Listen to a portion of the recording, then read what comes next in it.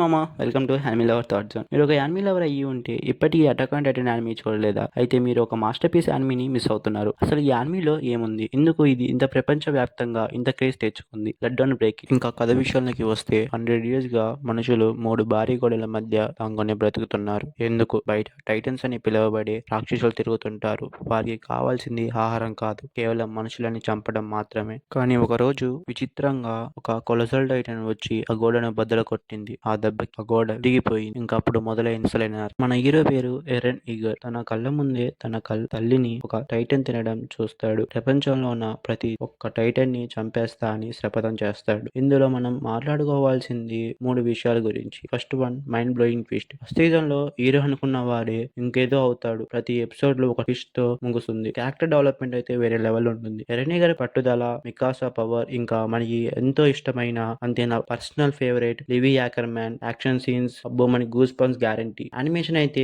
వేరే level. VIT and మపా చేసిన animation level వేరే లెవెల్ గా ఉంటుంది. ఆ యానిమేషన్ సీన్స్ చూస్తుంటే కళ్ళు తిప్పుకోలేవు. ఒక బ్యాక్గ్రౌండ్ మ్యూజిక్ గురించి చెప్పుకోవాల్సిందే. అదే రిబ్లింగ్ థీమ్ వింటుంటే పూనకాలు వస్తాయి. చివరికి నేను చెప్పాల్సింది ఒకటే, మీరు యాక్షన్, సస్పెన్స్, యానిమేషన్ ఇవన్నీ ఒకే దగ్గర కావాలనుకుంటే అటాక్ ఆన్ టైటన్ యానిమీ ఇప్పుడే స్టార్ట్ చేయండి. ఇది కేవలం ఒక యానిమీ కాదు, ఒక మాస్టర్ పీస్. మీకు ఈ వీడియో నచ్చితే లైక్ చేయండి. మీ ఫేవరెట్ ఏఓడి క్యారెక్టర్ ఎవరో కామెంట్ చేయండి. మరిన్ని యానిమే రికమెండేషన్ కోసం వెంటనే సబ్స్క్రైబ్ చేసుకోండి. That's all for today. Thanks.